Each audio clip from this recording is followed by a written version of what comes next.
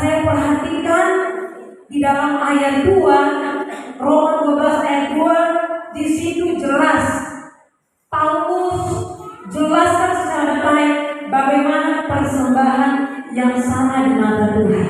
Bapak Ibu yang diberkati oleh Tuhan Yesus Kristus, persembahan yang salah adalah kita mempersembahkan hidup kita untuk dunia. Kenapa saya katakan hidup kita ini milik siapa Bapak Ibu?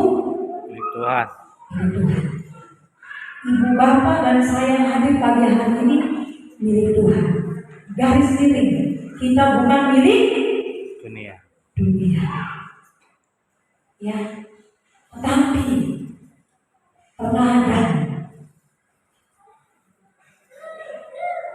kita lebih banyak memberikan waktu ini, atau terkadang kita juga lebih banyak memberikan hidup kita untuk dunia. Saya nggak tahu berapa waktu yang kita lewati Bapak Ibu, tapi renungkan kembali berapa waktu yang sudah kita gunakan untuk Tuhan. Berapa waktu atau sampai di usia sekarang yang Tuhan kasih, berapa waktu yang sudah kita kasih untuk Tuhan. Saya nggak tahu, tapi Ibu Bapak tahu. Dalam satu hari yang Tuhan kasih untuk kita nikmati hidup 24 jam. Dalam 24 jam itu berapa jam? Kalau saya perkecil lagi, berapa jam yang kita gunakan atau kita persembahkan hidup kita untuk Tuhan. Renungkan Bapak Ibu, waktu ini terlalu singkat sekali. Berapa waktu yang sudah kita kasih buat kita? Renungkan kembali Bapak Ibu. Dan terkadang Tuhan jadi nomor 2. Kita kasih waktu kita banyak untuk dunia. Kita kasih waktu kita lebih banyak untuk tawaran dunia.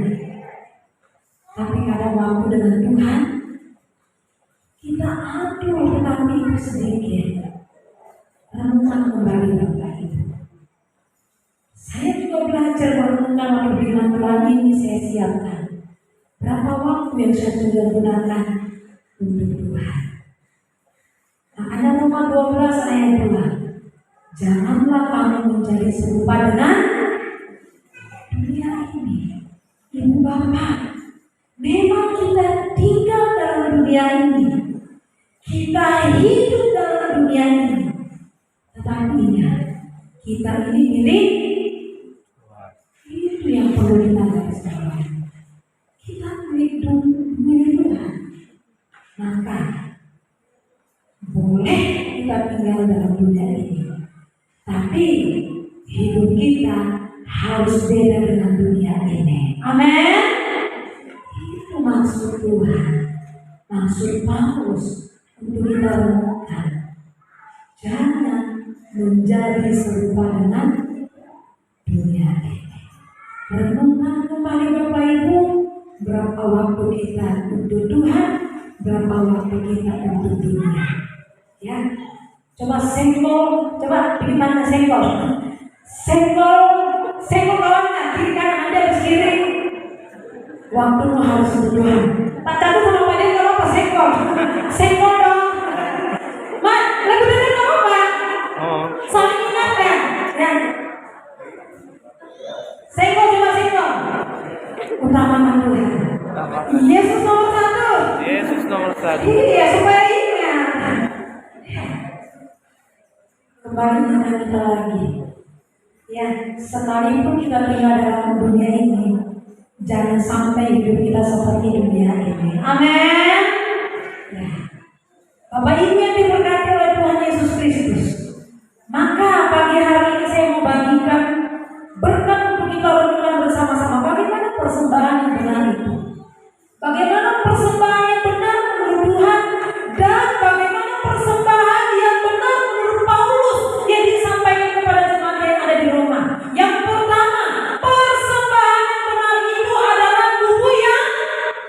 Itu.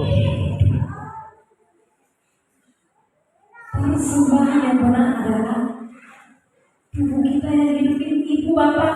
Kalau kita mati, tidak bisa lagi kita persembahkan hidup kita untuk Tuhan. Sama-sama kita baca ayat 1, 1, 2, 3. Karena itu saudara-saudara, Demi- demi kemurahan Allah aku Paulus menasihatkan kamu supaya kamu persembahkan tubuh tubuhmu sebagai persembahan yang hidup. Saya mau tanya, ibu bapak punya tubuh kan? Amin? Ya. Mana tubuh yang hidup yang pernah kita persembahkan untuk Tuhan? Ada yang bisa kasih contoh satu ya? Dari bapak perwakilan, dari ibu perwakilan.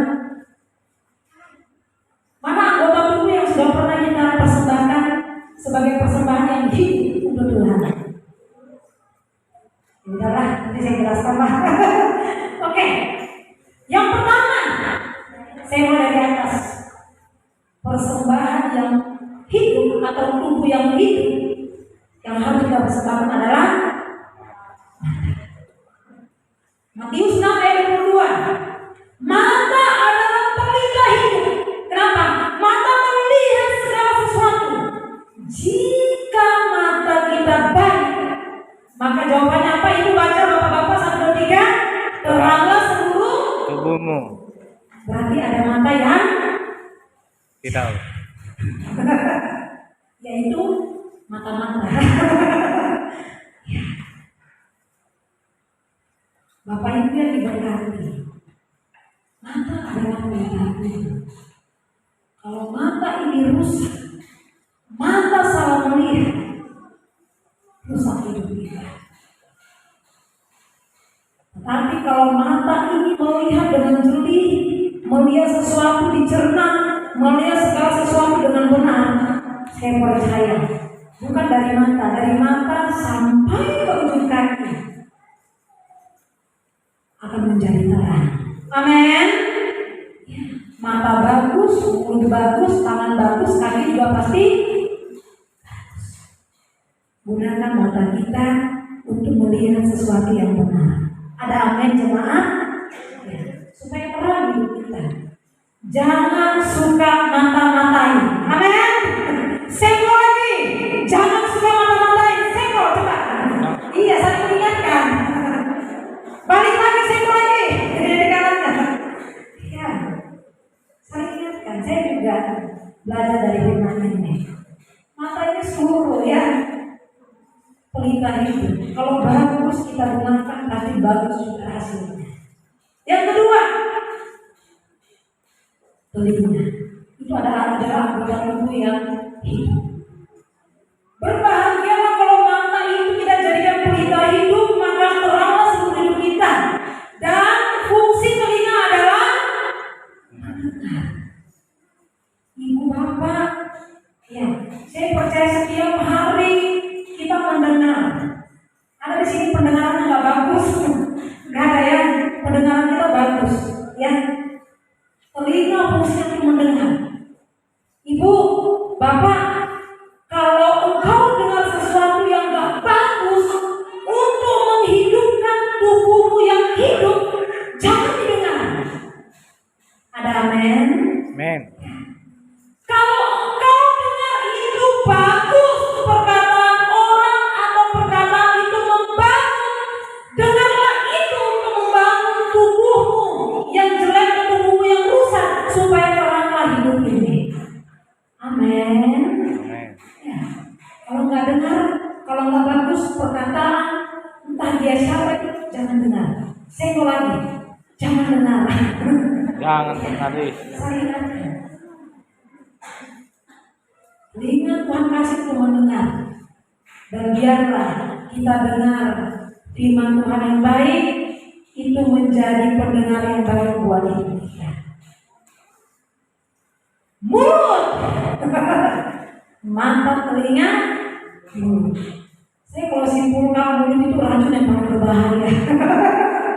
Ya, tapi yang menurut saya, Bapak Ibu baca dari Yakobus pasal 3. Mulut itu racun yang paling jahat. Kita baca sama-sama Amsal 13 ayat 3, 1, 2, 3. Siapa menjaga mulutnya memelihara nyawanya. Siapa yang lewat bibir akan menimpa kebinasaan. Makanya kadang bibir atas memuji Tuhan, bibir bawah membunuh orang.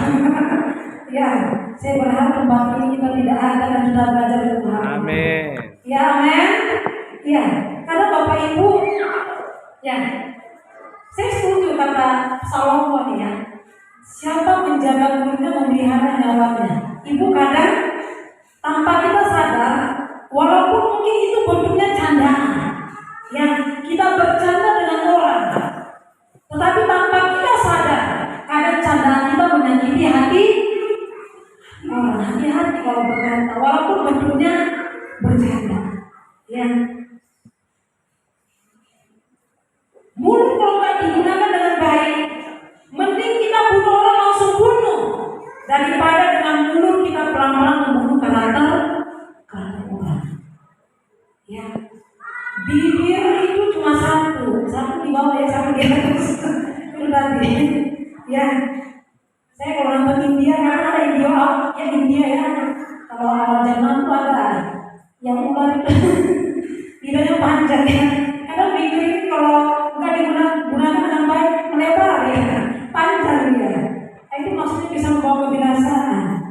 Ya, jadi hati-hati gunakan mulut kita. Amin. Mari kita gunakan untuk memuji Tuhan, memberkati orang, menguatkan orang, menurunkan orang. Kita belajar bersama-sama, mata yang hidup, telinga yang hidup, mulut dan bibir yang hidup, kita gunakan dengan benar.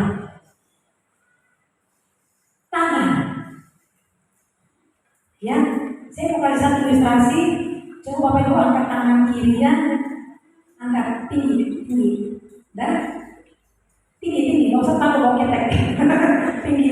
Oke, tangan kanannya lagi, ditepuk, tepuk 3 kali, boleh 1, 2, 3.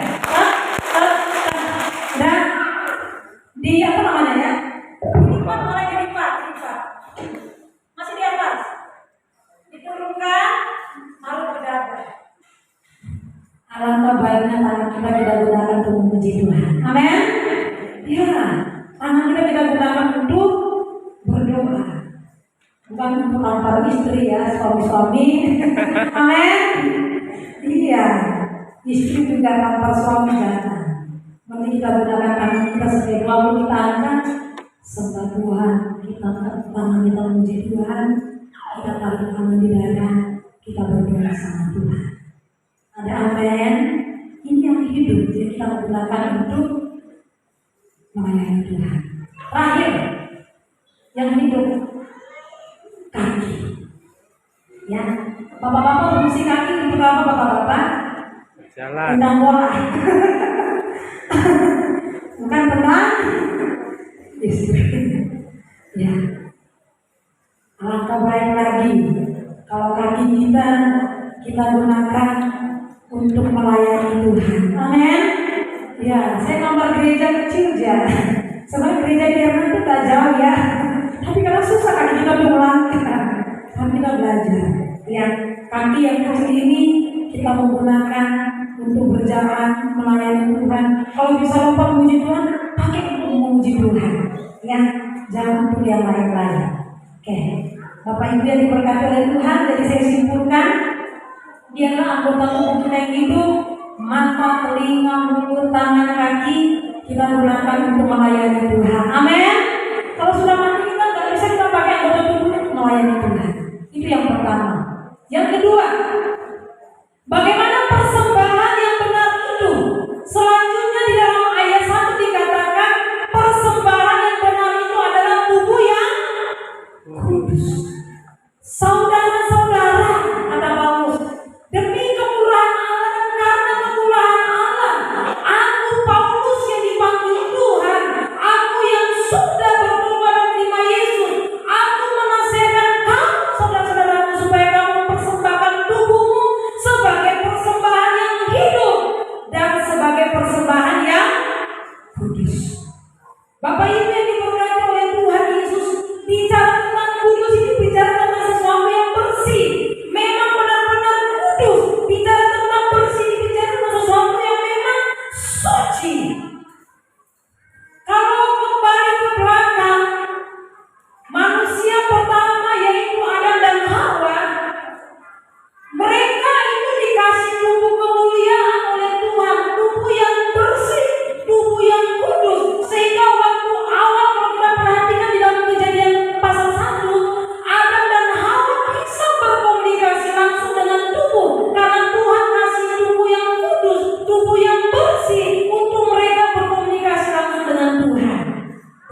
di waktu mereka jadi dalam dosa, tubuh yang bersih, tubuh yang kudus itu menjadi kotor. Tetapi Yesus sudah bersihkan semuanya itu di atas kayu salib. Amin. Amin. Ibu bapak dan saya yang kotor, yang hina, yang apalah itu sudah dikuduskan oleh Tuhan. Jadi kenapa kita harus kudus? Jawabannya ini. Kita baca sama-sama 1 Petrus 1 ayat 16, 1, 2, 3. Sebab ada tertulis, kuduslah kamu sebab aku kudus. Ibu gak usah tanya lagi kenapa saya harus kudus. Yesus sudah bayar segala kesalahan kita. Dan kenapa kita harus kudus? Allah yang kita layani, Allah yang kita puji dengan tubuh kita yang hidup ini, itu adalah Allah yang kudus. Maka layanilah waktu kita datang hati Bapa yang kudus memang dengan hati yang benar.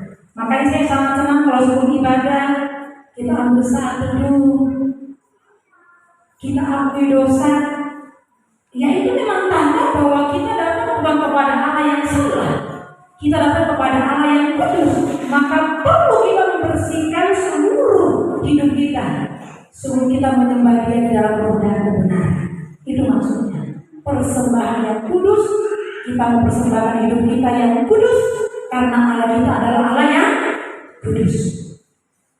Terakhir, bagaimana persembahan yang benar itu? Di dalam pasal 1 ayat 1 bagian terakhir katakan persembahan yang benar itu adalah tubuh yang berkenan kepada Allah. Persembahan hidup, tubuh yang hidup, yang kudus, yang terakhir tubuh yang berkenan kepada Allah. Sekali lagi kita baca ayat 1, kali terakhir 1, 2, 3. Demi kemurahan Allah, aku menasihatkan kamu supaya kamu persembahkan tubuhmu sebagai persembahan yang hidup, yang kudus, dan yang berkenan kepada Allah. Apa tubuh yang berkenan kepada Allah? Itu yang kita renungkan pagi hari ini. Dan jawabannya itu jelas. Di dalam ayat 1 tadi bagian terakhir, tubuh yang berkenan kepada Allah itu adalah ibadah yang sejati. Persembahan hidup kita kepada Tuhan pagi hari ini yang kita sampaikan kepada Tuhan itu adalah ibadah yang sejati, ibadah yang asli, ibadah yang murni. Memang itu lahir dari hati. Tuhan panggil kita untuk kita mengkuduskan hari ini dalam kita persembahkan hidup, bukan ibadah yang kurang. Jadi saya rindu jemaat yang hadir pagi hari ini bukan rutinitas kita datang lihat tetangga ibadah kita pergi, bukan ibu bapak. Kita datang ke tempat ini dengan hati yang murni karena kita juga sudah dibersihkan oleh Tuhan. Amin. Ya, maka kita mau persembahkan benar-benar hidup ini sebagai ibadah yang sejati. Ibadah yang sejati bukan kita kasih persembahan yang banyak lalu dilihat oleh orang, bukan. Kita dapat memperlihatkan diri kita, berapa pakaian kita sampai dari ujung rambut dan ujung kaki.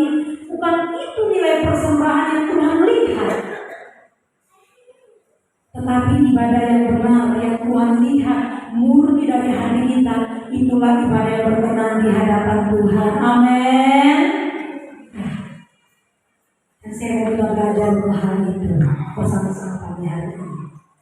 Kesimpulan, mari kita baca sama-sama poin 1, 2, 3. Persembahan yang benar adalah kita mempersembahkan seluruh hidup kita sebagai persembahan yang berkenan kepada Allah. Mata, telinga, tangan, kaki, semua yang masih hidup di dalam tubuh ini kita mempersembahkan sebagai persembahan yang berkenan kepada Tuhan. Yang kedua, 1, 2, 3. Jangan hidup seperti dunia, karena status kita adalah warga surga, bukan warga dunia. Amin. Seko, kamu warga surga. Ya, saling apa lagi? Ya, walaupun kita tinggal dalam dunia ini, status kita hidup dalam dunia ini, sebenarnya kita adalah warga kerajaan surga. Yang terakhir, 1, 2, 3. Pakailah tubuh kita yang hidup ini untuk Amin. Ya, mari kita tundukkan kepala, kita berdoa untuk firman Tuhan. Terima kasih untuk